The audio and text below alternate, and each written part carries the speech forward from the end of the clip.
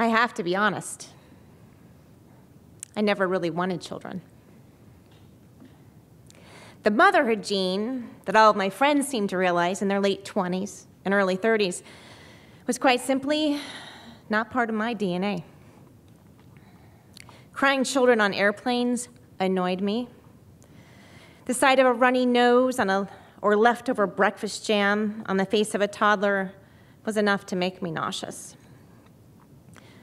So when I became pregnant in the middle of a successful career, a happy 9-year marriage, and well into the back half of my 30s, I thought God had made a mistake. Clearly, he did not know I was not one of those women who just didn't feel complete without the experience of a child in my womb. My womb was just fine as it was. An empty but traveling the world womb, a running marathons and vacationing on a whim womb, driving a very cool car with plenty of money in the bank womb, a very happy womb indeed. And yet on November 17th, 2003, at 8:30 in the morning, I realized in one moment, as all mothers do, why I was put on this earth. The first time I held my daughter in my arms, I realized life was no longer about me, and a void that I never even knew existed was suddenly filled. Life after that became dramatically different than my pre-child life. Lots of conversation in our home about poop. Did she poop? How much did she poop? How frequently does she poop? What color is the poop? And of course, the game of rock, paper, and scissors with my husband to make the executive decision on who should administer the required suppository should she not poop when she was supposed to do so. Soon she was in preschool, and I was the typical working mom who didn't remember that I was in charge of the classroom snack day until the morning of. And so kicks off an exhaustive dash to the grocery store at 7 a.m.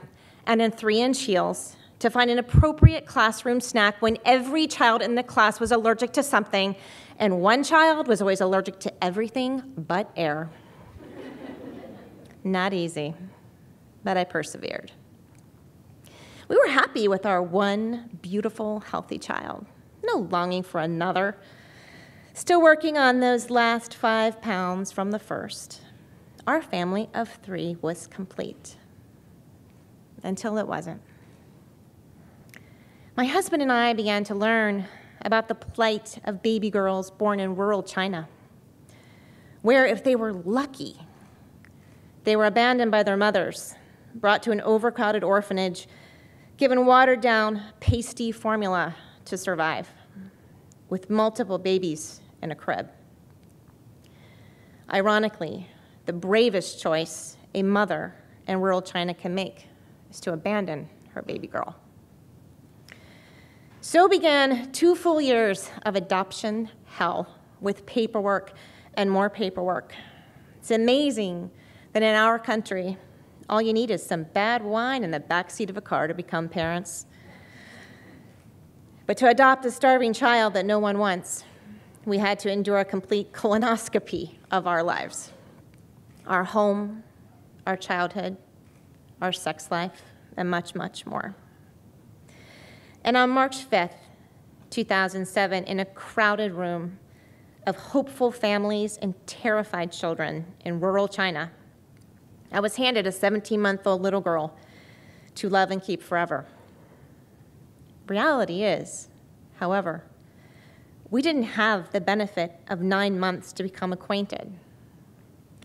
Adoption is much like an arranged marriage.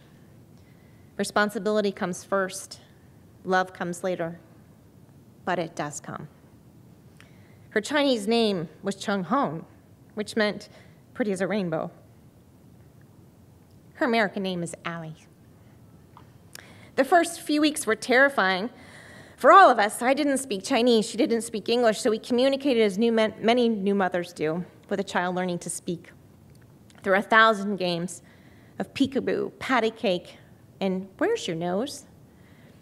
Noses we at least had in common. She was ripped away from everything she knew.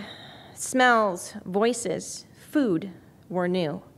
Sleeping alone in a crib was new. She grieved her friends from the orphanage. I grieved 8 hours of sleep and the ability to shower without her screaming. At one point of extreme exhaustion, I turned to my husband in desperation and I said, I don't think I can do this. Maybe she needs to go back.